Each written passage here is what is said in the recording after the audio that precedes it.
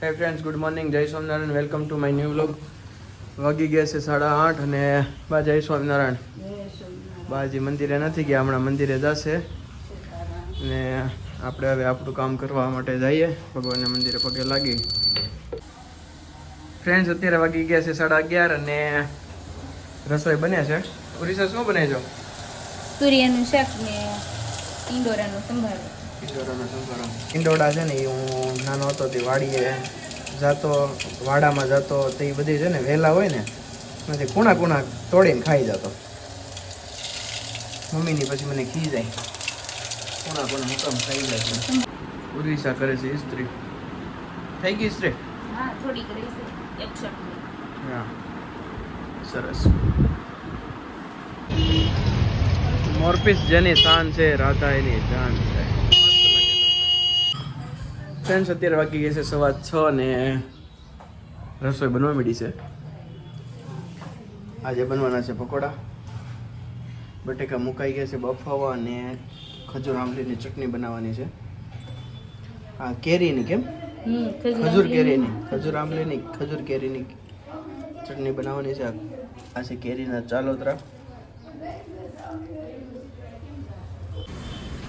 બટેકા બફાઈ ગયા છે, અડધા તો ફોલાઈ ગયા છે ને અંકિત મદદ કરવા લાગે છે મને. થોડી વાર મદદ કરું તો ફોલાઈ જાય ને એમ, તો ટાઈમે જમવા મળી રહે મને એમ. સમજાણું?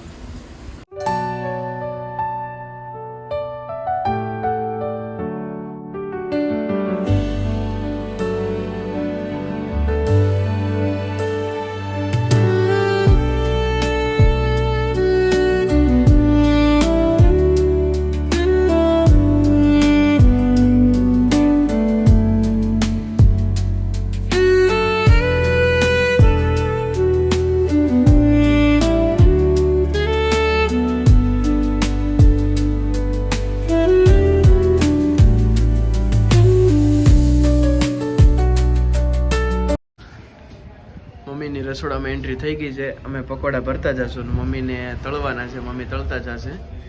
કા મમ્મી તળવાના ને તારે? ચાલો ભરવા મળીએ પકોડા. મમ્મી પથ્થર ઉપર બેસીને પકોડા તળવા મળ્યા છે.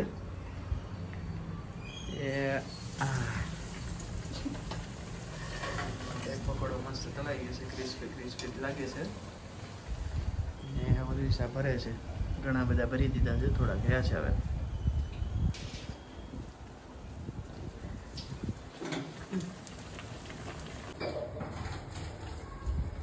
એટલે આ તો આખું તગારું ભર્યું છે પકોડાનું.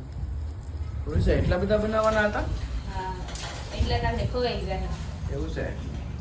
ચાલો બધા જમવા.